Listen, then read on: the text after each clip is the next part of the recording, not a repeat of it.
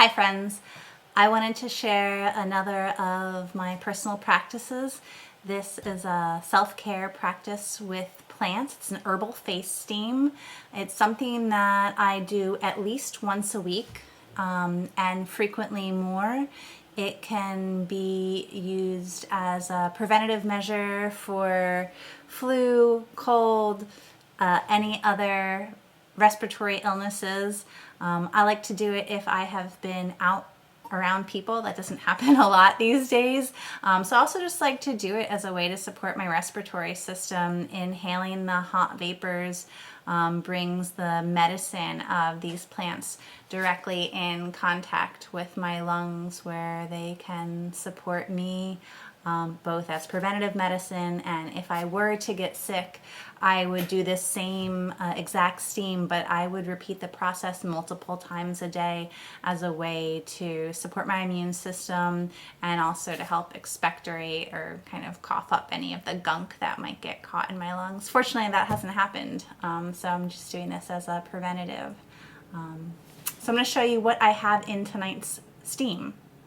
So in tonight's steam, I have some dried as well as fresh herbs from our summer garden and from our indoor winter garden. We've got yarrow flowers, some fresh lemongrass, mint, rosemary, lavender, and then some fresh kaffir lime leaves. A face steam doesn't have to include those specific herbs. Any aromatic or plant that has a fragrant smell, especially plants in the mint family, are going to be really beneficial for your respiratory health. So you might also think about including sage, oregano, thyme, bee balm.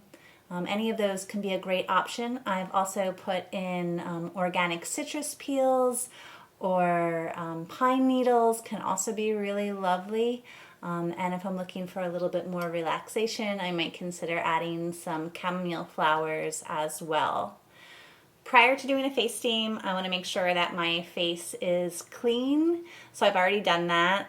And then what I'll do is I'll make sure that I have a handkerchief so that if my face does start sweating or my nose starts running, it doesn't drip into the bowl.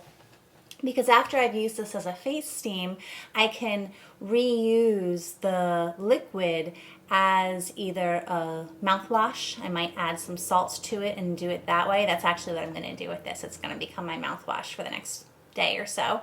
Or it can be a tea that I could drink. I could make an herbal foot soak, or I could strain out the plant matter and pour it in my bath. However, if I'm sick, I usually don't reuse the liquid. I just toss it on this way in case anything comes up out of my mouth or nose, or just giving it back to the earth and not putting it into my body a different way. So I've got my handkerchief.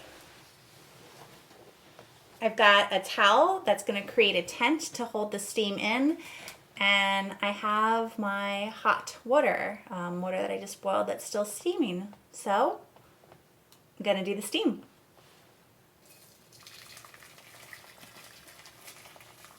And I'll do this for somewhere between 10 and 20 minutes, deeply inhaling the steam into the very bottom of my lungs.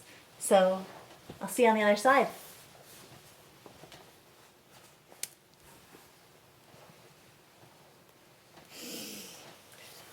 Whew.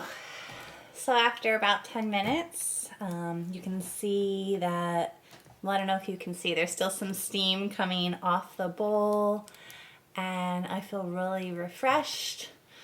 My skin feels great, my lungs feel great, and what I'm going to do is I'm going to let the plant matter continue to infuse into the hot water for another 10 or 20 minutes, probably another 20 minutes or so.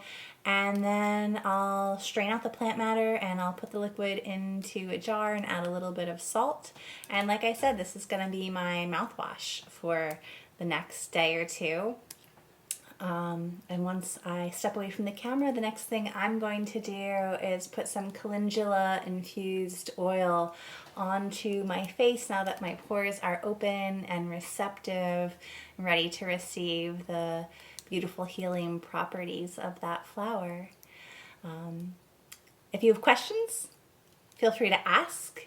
If you do face steams and you do something differently, I'd love to know about it. If you have a favorite herb that you're working with, please tell me. And I look forward to seeing you on the next video.